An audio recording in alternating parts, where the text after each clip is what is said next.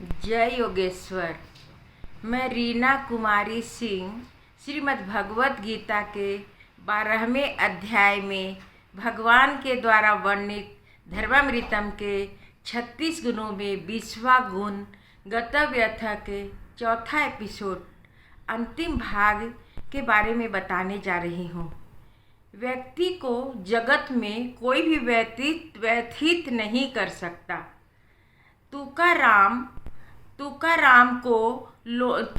का लोग चरणामृत लेते थे, लेकिन वे लोगों ने ही तुकाराम की बेइज्जती की, परंतु तुकाराम तनिक भी व्यथित नहीं हुए। वे कीर्तन करके वापस आ रहे थे तो उन्होंने एक तालाब के पास एक स्त्री को आत्महत्या का प्रयास करते देखा। वह तुरंत दौड़ते हुए उसके पास गए और बोले, अरे रे, ये क्या करती है? तू इतना सुंदर शरीर भगवान दिए हैं, उसे यूं ही फेंक देती है। जिसने इस शरीर को बनाया है उसी का इस पर अधिकार है, तेरा नहीं। आत्महत्या करना पाप है। स्त्री ने रोते हुए कहा कि क्या मरने का मुझे मन करता है, पर मरने के अतिरिक्त मेरे पास दूसरा कोई विकल्प नहीं है। कारण पूछने पर स्त्री ने कहा कि मैं गर्भवती हूँ और समाज मुझसे पूछता है, मुझे तंग करता है कि गर्भ किसका है। मैं क्या बताऊँ कि किसका है? जिसका है उसका मैं नाम नहीं ले सकती। यह सुनकर तुकाराम बोले कि तो इतनी सी बात है तो तू कह दे कि यह तुकाराम का है।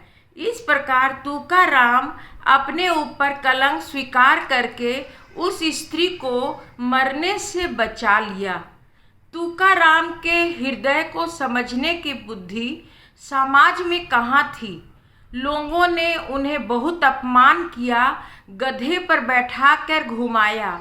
जो लोग तुकाराम के चरणों का तीर्थ लेते थे, उसके चरण को शुभ समझा जाता था, वे ही उसे अशुभ मानने लगे और उनके पास जाना भी बंद कर दिया। इतना अपमानित होने पर भी तुकाराम जरा भी व्यथित नहीं हुए। वे भगवान से कहने लगे, वाह भगवान, तेरा भी कमाल है। आज तक हमारे घर में भीड़ लगी रहती थी और लोगों से बात करने के कारण तुझसे बात करने का मौका नहीं मिलता था, तो तूने अच्छी युक्ति निकाली। अब कोई मेरे पास आने को तैयार नहीं। तुम और हम दोनों ही रह गए, दोनों मिलेंगे और जी भर के बातें करेंगे। तुकाराम को व्यथित करने की शक्ति किसमें थी? ऐसे गत व्यथ से ही भगवान शादी करते हैं। एक बार तुकाराम के घर में खाना नहीं था।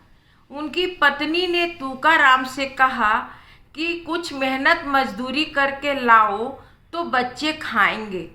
तुकाराम दिन भर किसान के खेत में गन्ने काटते रहे। शाम को किसान मजदूरी में गन्ने के गट्ठे दे दिया। तुकाराम तो ठहरे तुकाराम। वह छोटे छोटे बच्चे रास्ते में मिलते और वे गन्ने मांगते तो तुकाराम एक एक गन्ना घींच कर देते गए। घर आते आते एक ही गन्ना रह गया। उसे अपनी पास पत्नी के हाथ में रखते हुए बोले कि अपने हिस्से में इतना ही था।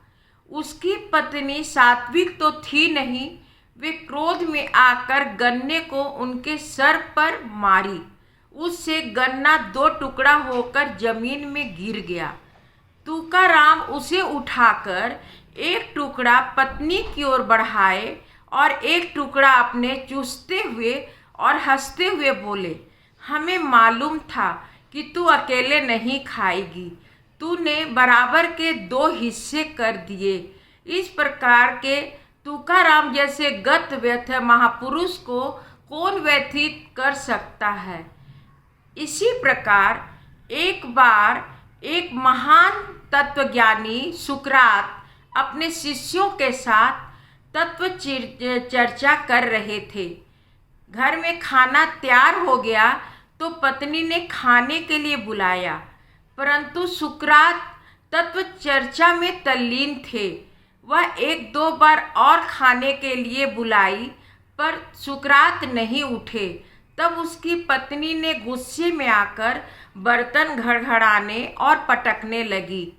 उसके बाद भी सुकरात नहीं उठे तो वह पानी का एक घड़ा उठाकर सुकरात के सर पर पटक दी।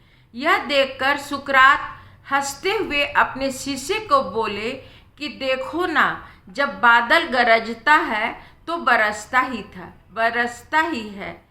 सुकरात गतव्यर्थ थे, तभी वह हंसते हंसते जहर पी लिए। हम तो छने रुष्टा और छने तुष्टा हैं। यदि एक चॉकलेट मिल गए तो क्षण भर में खुश हो जाते हैं, और न मिले तो नाराज होने ही वाले हैं। हमारा तो तनिक में चेहरा उतर जाता है।